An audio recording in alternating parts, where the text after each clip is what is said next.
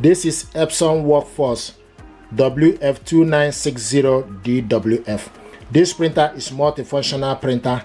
It's multitask, 4-in-1, in the sense you can copy, scan and print and fast with this printer. This printer is with ADF, automatic document feeder.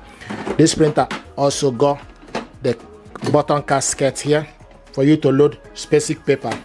Okay, now what I want to do is to show you how to replace the ink cartridges, or how to remove the ink. What you need to do is you need to go to the ink image, select on it. Once you select the ink image, you will see replace ink cartridges or print supply status sheet. Select replace ink cartridges, replace the ink cartridges, select next, remove and replace each ink cartridges promptly. Delaying the insertion of a new cartridges may cause the printer to perform additional maintenance. Select start, then you open up the printer.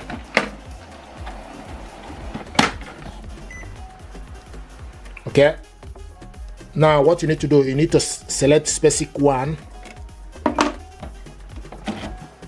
and when you look here, you will see the gauge screen is empty. Okay, here we go. So this is exactly how to replace or remove the ink. Okay, if you want to put it back, what you need to do is you need to go in BK. Okay, and you can see it's showing us it's ready. Then you go to Cyan. Okay, and it's showing us it's ready. Go to Magenta.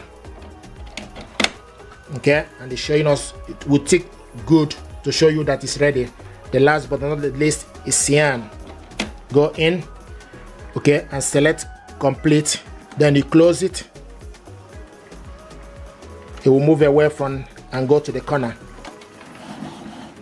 So this is exactly how to replace the ink. Then you just need to wait for the initialization and every other thing to complete. Thank you very much.